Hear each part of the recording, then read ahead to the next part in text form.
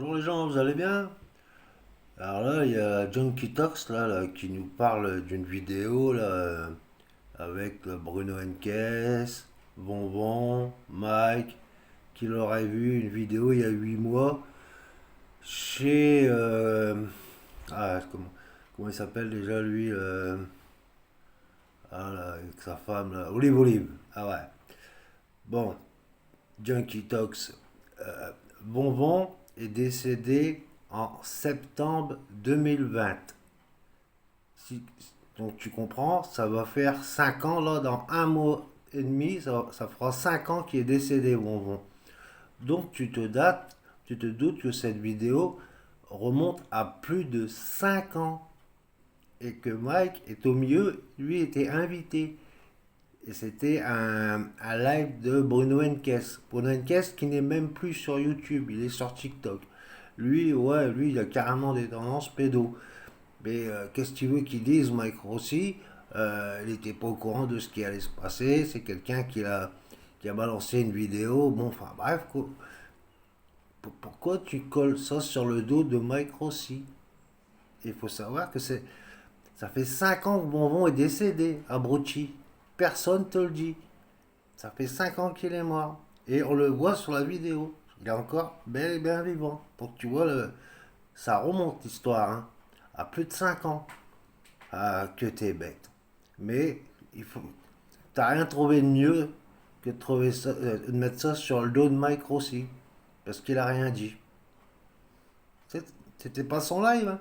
Il était au milieu, lui. C'était pas son live, hein.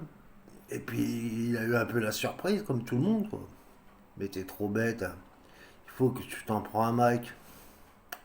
Donc, bon, je me, je me dévoue pour te le dire que c'est une vidéo qui a plus de 5 ans.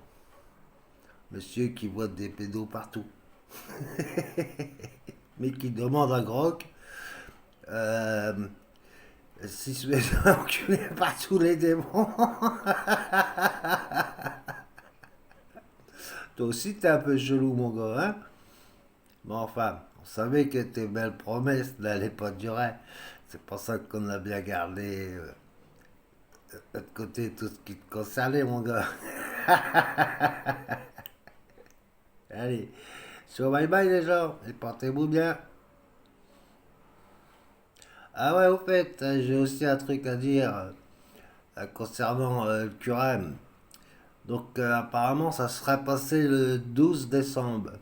Et moi, une femme qui le 12 décembre vide les deux salaires, prend soi-disant l'argent de la CAF et se barre pas longtemps avant Noël pour je ne sais faire quoi avec les thunes, bah moi je l'avais à un coup de pied dans le cul aussi, quoi.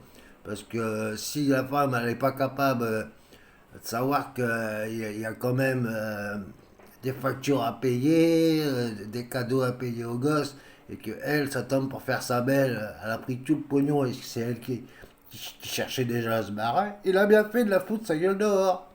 Voilà. Donc c'est bien beau le PST de dire ouais, je vous avais dit la vérité, mais déjà là, c'était pas le jour de Noël, c'était le 12 décembre. Et moi, une meuf qui assume pas et qui prend tout le pognon et qui paye pas les factures, ben c'est un coup de pied dans le cul, je la dégage. Il a eu raison le curé. Et puis de toute façon, il s'en est bien sorti finalement. Il les a élevés tout seul, ces gosses. Et il manque de rien. Alors qu'est-ce que vous lui reprochez? Allez les gens, portez-vous bien, ciao bye bye.